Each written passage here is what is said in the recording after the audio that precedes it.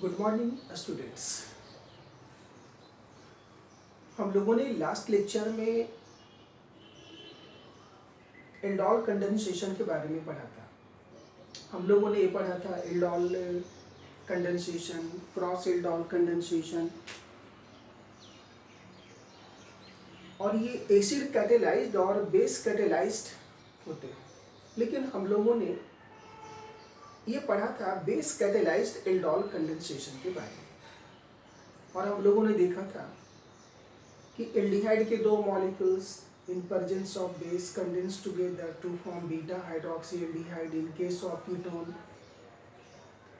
it gives beta hydroxy ketone. तो ये दो प्रोडक्ट मिले थे, और हम लोगों ने देखा था सेल्फ एल्डोल कंडेंसेशन क्या होता है, क्रॉस एल्डोल कंडेंसेशन क्या होता है, और बेसिक कंडीशंस में क्या प्रोडक्ट बनते हैं। नेक्स्ट इस वहाँ से मैं इसको कंटिन्यू करता हूँ, तो मैं एक एग्जाम्पल देता हूँ। जैसे यदि हम लोगों ने एक कंपाउंड लिया CH3 single bond C double bond OH, और इसके दो मॉलिक्यूल, और आप बेस के प्रेजेंस में एल्डोल कंडेंसेशन देंगे क्योंकि इसमें अल्फा हाइड्रोजन प्रेजेंट जो कि एसिडिक है, और ये प्रोडक्ट ऐसा बनाएंगे। मैंने प्रोडक्ट बनाना आपको पिछले क्लास में सिखा दिया था। CH और ये हो जाएंगे CH2 single bond C double bond O और H, और ये है अल्फा बीटा हाइड्रोक्सी एल्डिहाइड, और इसी को हम लोग एल्डोल कहते हैं। ये प्रोडक्ट लिखना मैंने आपको पिछले क्लास में सिखा दिया था कैसे लिखा जाता है। नेक्स्ट अब क्या करते हैं, यदि इसे हीट करते हैं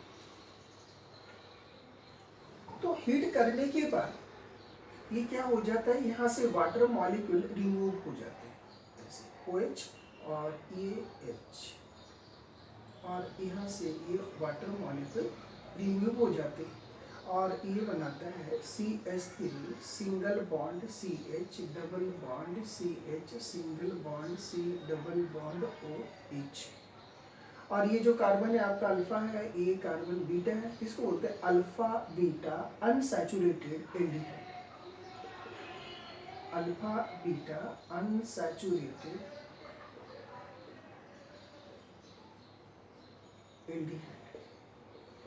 जब ये कीटोन होंगे तो अल्फा बीटा अनसैचुरेटेड कीटोन बनेंगे, नो डाउट। ये तो हो गए बेसिक मीडियम में बीटा हाइड्रोक्सी कीटोन बनाए और बीटा हाइड्रोक्सी एल्डिहाइड बनाए, जिसको एल्डोल और कीटोल कहते हैं। तो यहाँ पर दोनों ही सिचुएशन में आप उसे यदि हीट कर देते हैं तो हमेशा अल्फा बीटा अनसैचुरेटेड एल्डिहाइड मिलेंगे या अल्फा बीटा अनसैचुरेटेड कीटोन मिलेंगे, राइट। नेक्स्ट अब हम लोग देखते हैं कि जब इस रिएक्शंस को एसिडिक मीडियम में कराई जाए तो क्या होता है। तो आप हेडिंग डाल लीजिए, लिखिए aldol condensation in presence of acid, यानी acid catalysed aldol condensation. Acid catalysed aldol condensation में कंडीशन वही है, इसमें भी अल्फा हाइड्रोजन होने चाहिए एल्डिहाइड और कीटोन में। जिसमें अल्फा हाइड्रोजन नहीं होंगे वो एल्डोल कंडेंसेशन नहीं देंगे। तो मैं एक मॉलिक्यूल्स ले लेता हूँ, एसिड कैटेलाइज्ड एल्डोल कंडेंसेशन, या हेडिंग डाल दीजिए एसिड कैटेलाइज्ड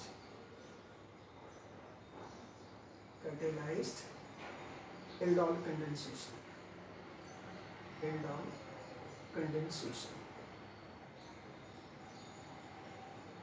अब ये एसिड कैटेलाइज्ड एल्डोल कंडेंसेशन, यानी एक बात क्लियर है कि एसिड कैटेलाइज्ड है तो वो फिर एसिड के प्रेजेंस में होंगे। तो चलिए इसकी भी देखते हैं, CH3 C double bond OH, acid catalysed है, यहाँ दो मॉलिक्यूल हो गए, यहाँ मैंने एसिड ले लिया।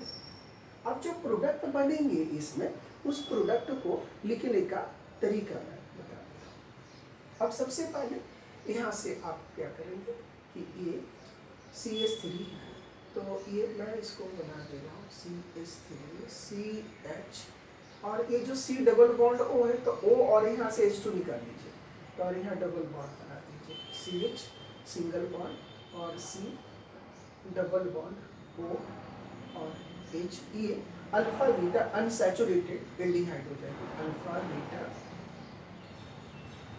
Unsaturated aldehyde. ये एसिड कैटेलाइज्ड एल्डोल कंडेंसेशन के प्रोडक्ट है। लेकिन उस सिचुएशन में क्या बनते थे, बीटा हाइड्रोक्सी एल्डिहाइड और बीटा हाइड्रोक्सी कीटोन, और उसको हीट करने के बाद फिर ये अल्फा बीटा अनसैचुरेटेड एल्डिहाइड और अल्फा बीटा अनसैचुरेटेड कीटोन मिलते थे। लेकिन एसिड कैटेलाइज्ड में यही प्रोडक्ट मिलेंगे हमको, जो फाइनल उसमें हीट करने के बाद मिलते थे, अल्फा बीटा अनसैचुरेटेड एल्डिहाइड।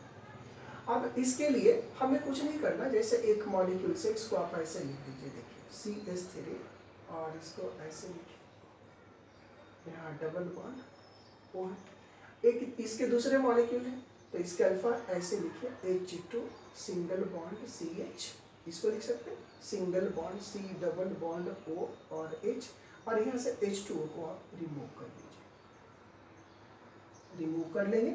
बाकी बचा आप लिख दीजिए, देखिए CH3, यहाँ देखिए इसको, यहाँ से ये CH3 यहाँ हमने लिख रखा है, यहाँ से मैं यहाँ इसको दिखा देता हूँ, देखिए CH3 CH double bond CH C double bond O H, और ये हो गया। तो ये तो हमने प्रोडक्ट लिखना सिखा दिया कि जब एसिड कैटेलाइज्ड हो तो डायरेक्ट आप कैसे प्रोडक्ट लिख रहे हो, या आपका ये कोई एल्डोल कंडेंसेशन ही है जो कि बेस कैटेलाइज्ड है, उसको यदि हीट कर दिया जाए तो भी यदि डायरेक्ट प्रोडक्ट लिखना हो तो आप इसको आप यूज कर सकते हैं। नेक्स्ट इसकी मैकेनिज्म पर हम लोग कंसीडर करते हैं। Mechanism acid catalysed aldol condensation. तो सबसे पहले क्या होता है, ये CH3 C double bond O और H है, एसिड कैटेलाइज्ड है तो एसिड के प्रेजेंस में होंगे, तो यहाँ आप एसिड ले लीजिए। जैसे मैंने कोई एसिड को मैं ले लेता हूँ, चलिए HCl हमने ले लिया, तो ये डेल्टा प्लस होते हैं, तो ये इलेक्ट्रॉन पेयर इसको दी, ये बॉन्ड यहाँ आ गया, और यहाँ से ये बन गया CH3 single bond C double bond O H और E H। अब इसके तो दो मॉलिक्यूल्स पार्टिसिपेट करते हैं, तो यहाँ दो लिखेंगे आप, यहाँ भी इसके दो मॉलिक्यूल कन्वर्ट होगा। अब यहाँ ऑक्सीजन पॉजिटिव चार्ज एक्वायर कर लेगा क्योंकि इसने 1 इलेक्ट्रॉन पेयर इसको डोनेट किया है।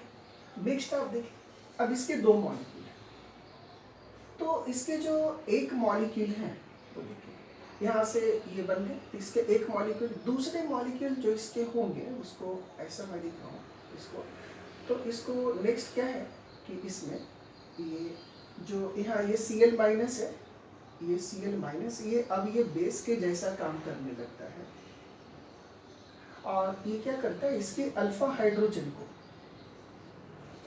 H, इसको ये इलेक्ट्रॉन पेयर डोनेट करता है, तो यहाँ से ये चला जाता है और ये यहाँ आ जाता है, और ये पाई बॉन्ड यहाँ शिफ्ट हो जाता है, और ये हो गया आपका CH2 माइनस डबल CH2 चाहिए यहाँ पे, डबल बॉन्ड यहाँ शिफ्ट हमने कर दिया, डबल बॉन्ड, और यहाँ C, यहाँ OH और यहाँ H, ऐसा।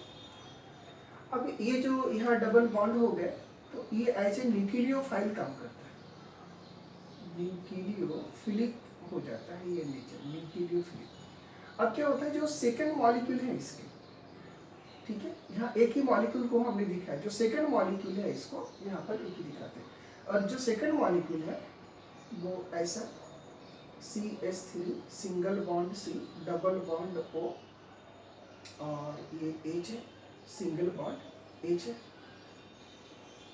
ऐसा।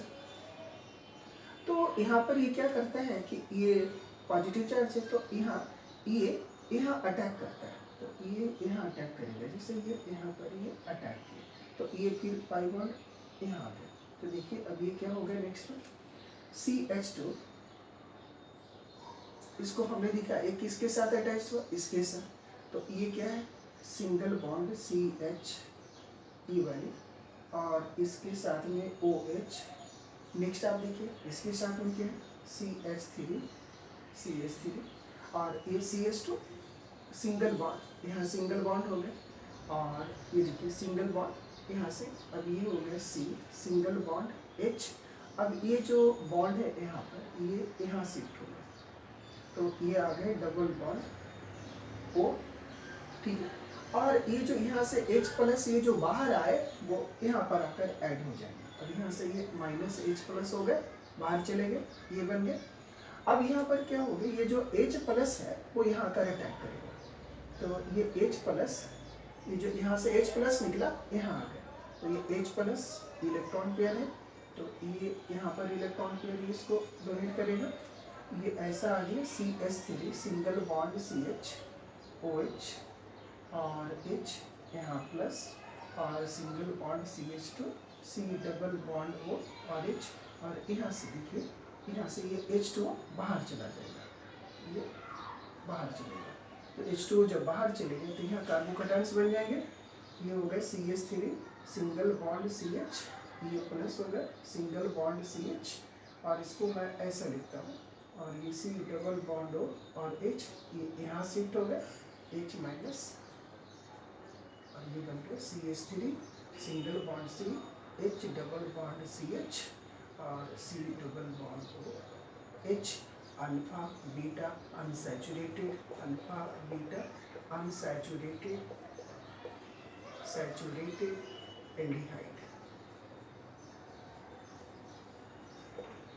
तो ये थे acid catalysed aldol condensation reactions. ये क्रॉस एल्डोल भी हो सकते हैं, क्रॉस एल्डोल में प्रोडक्ट उसी तरह बनेंगे, जब क्रॉस एल्डोल रिएक्शंस होंगे, या मिक्स, उसे मिक्स एल्डोल कंडेंसेशन भी कहते हैं, तो उसमें दो सेल्फ कंडेंस्ड प्रोडक्ट मिलेंगे और दो क्रॉस एल्डोल प्रोडक्ट मिलेंगे।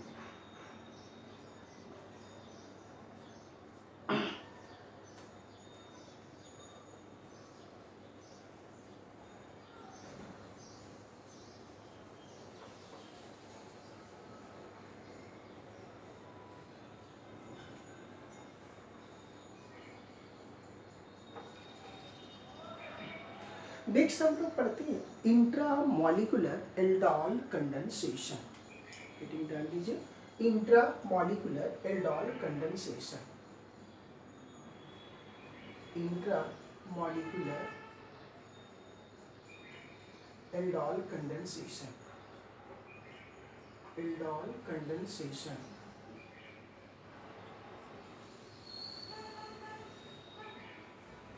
इंट्रामॉलिक्यूलर एल्डोल कंडेंसेशन में एक ही मॉलिक्यूल एल्डिहाइड और कीटोन के प्रेजेंट होते हैं, लेकिन एक ही मॉलिक्यूल में एल्डिहाइड और कीटोन के दो फंक्शनल ग्रुप प्रेजेंट होते हैं। लेकिन एल्डोल इंट्रामॉलिक्यूलर एल्डोल कंडेंसेशन वो शो करेंगे या नहीं करेंगे, इसके लिए ये कंडीशन होनी चाहिए कि दो एल्डिहाइड के फंक्शनल ग्रुप या दो कीटोन के फंक्शनल ग्रुप या एक एल्डिहाइड और एक कीटोन के फंक्शनल ग्रुप जो भी हो, दोनों कम से कम 1/6 और 1/7 पोजीशन पे होने चाहिए। कम से कम 1/6 और 1/7 पोजीशन पे होने चाहिए, तब भी ये इंट्रामॉलिक्यूलर एल्डोल कंडेंसेशन को शो करेंगे, अदरवाइज नहीं करेंगे। क्योंकि जब 1/6 एटलीस्ट होते हैं तो जो रिंग का फॉर्मेशन होता है वो अस्टेबल होता है, यानी एटलीस्ट कम से कम 6 मेंबर्ड रिंग होने चाहिए, और इससे कम मेंबर्ड वाले रिंग का फॉर्मेशन यदि होता है तो वो अनस्टेबल होते हैं। तो ये कंडीशन आपको ध्यान में रखना होगा कि दो एल्डिहाइड के फंक्शनल ग्रुप हो, दो कीटोन के फंक्शनल ग्रुप हो, या एक एल्डिहाइड और एक कीटोन हो, तो ये दोनों ही एक दूसरे के 1/6 और 1/7 पोजीशन पर हो तो बहुत अच्छा है। तो चलिए एक ऐसे मॉलिक्यूल्स को लेते हैं। तो जैसे एक हमारे पास मॉलिक्यूल है CH2 सिंगल बॉन्ड CH2,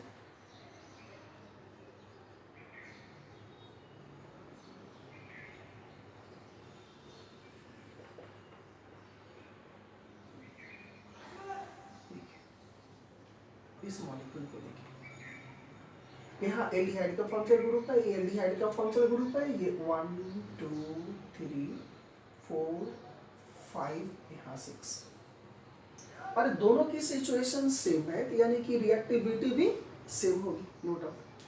तो इसकी रिएक्टिविटी सेम आप देखिए 1 6 एटलीस्ट होने चाहिए थे, 1 6 1 7 होने चाहिए थे, 1 6 है।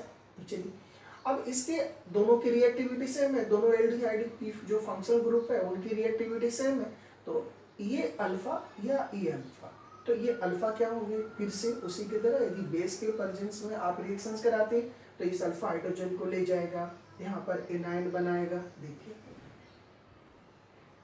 CH2 single bond CH2 single bond CH negative, C double bond हो H और CH2 single bond C double bond हो H, ये ऐसा, इस अल्फा हाइड्रोजन को ये ले गए, एनाइन बना ली, अब ये यहाँ अटैक किए, ये यहाँ चले आए, यहाँ से H2O के फॉर्म में बाहर आ गए और ये ऐसा बना लिया। अब देखिए 1 2 3 4 5 मेंबर रिंग बना लिए यहाँ से, और इसके साथ देखिए ये ऐसे हो गए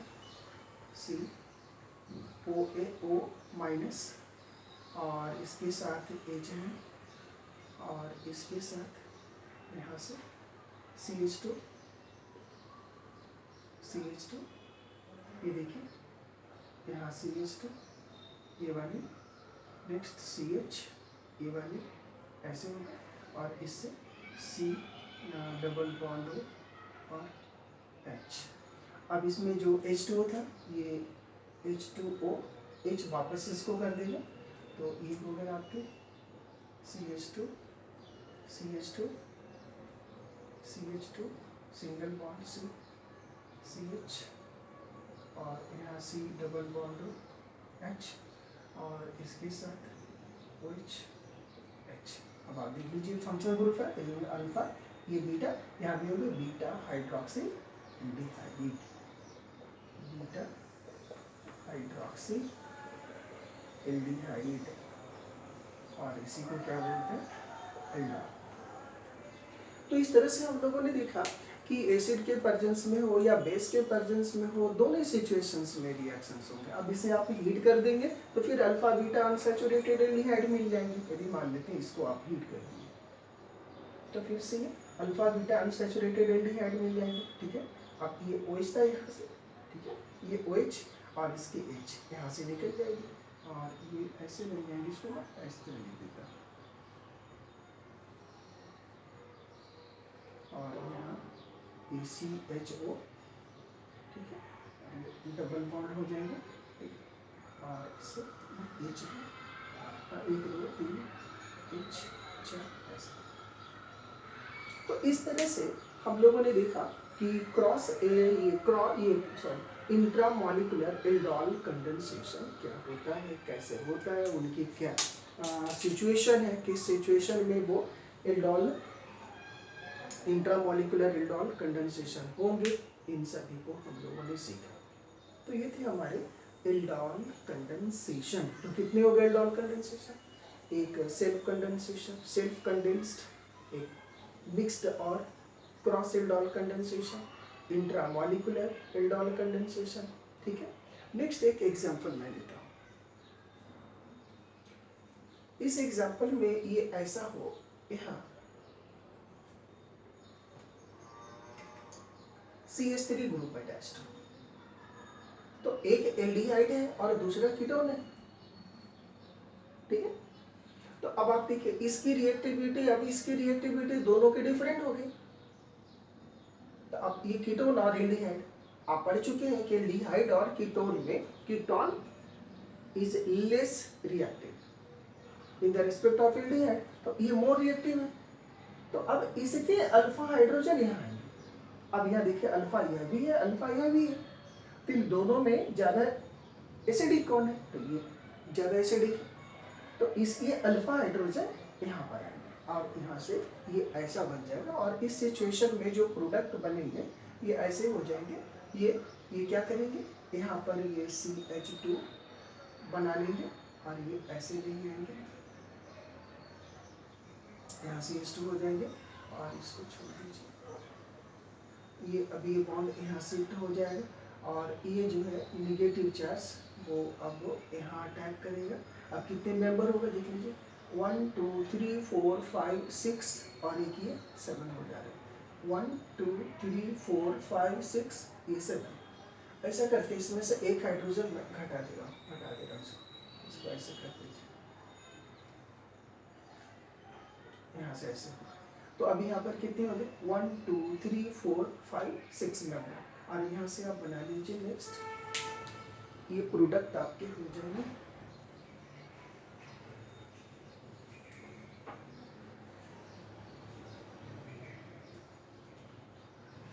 इस सिचुएशन में ये यहाँ क्या करेंगे, तो 1 2 3 4 5 6, इसको 6 कार्बन का रिंग आप बना दीजिए